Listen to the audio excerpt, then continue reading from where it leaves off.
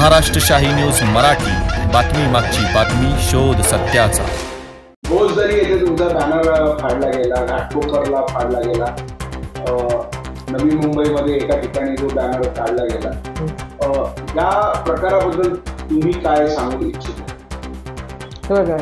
सांगू इच्छिते कारण समोरच्या पॅनलमध्ये त्यांना समज आहे की आपला पराजय आहे, माझ्यामुळे त्यांचा पराजय होत असेल म्हणून त्यांना ही विकृती सुचली असेल। बॅनर फाडणे म्हणजे त्याच्यामध्ये एवढी मजा नाही आहे।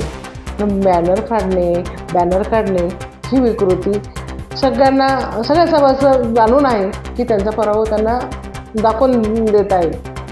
एवढंच मी त्याच्यावरती बोलणार नाही, कारण काय माहिती आहे का, मी याच्यावरती नंतर नक्कीच बोलेल, परंतु आता 4 दिवस आपल्याकडे शिल्लक आहेत। आपल्याला जनसेवेच्या मला सभासदांपर्यंत, मतदारांपर्यंत पोहोचायचं आहे।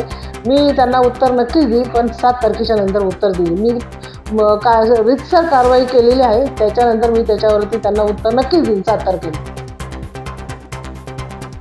माझं माजी कर्मचारी यांच्याबद्दल मला सांगायचं म्हणजे, माजी कर्मचाऱ्यांचं कुटुंब या संस्थेमुळे आज उभं राहिलं आहे। त्यांनी त्यांचं भान ठेवलं पाहिजे।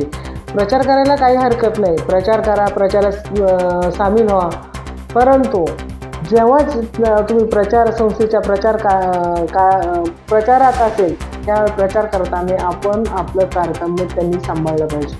एवढंच मी त्यांना सांगू इच्छितो।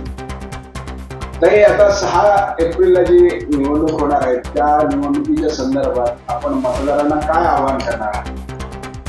मी मतदारांना एवढेच आवाहन करेन, मग ते संगमेर, अकोले, पठार भाग आणि पुणे, मुंबई आणि मुंबई उपनगर येथील जेवढ्या काही संस्था आहेत तेथील सर्व सभासदांना मी एक आव्हान करते की आमच्या जनसेवा पॅनलची निशाणी आहे विमान, आणि विमान चिन्हावरती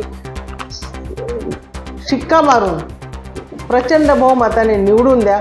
एवढंच मी सभासदांना विनंती करते। जय हिंद, जय सरकार। महाराष्ट्र शाही न्यूज मराठी, बातमी मागची बातमी, शोध सत्याचा।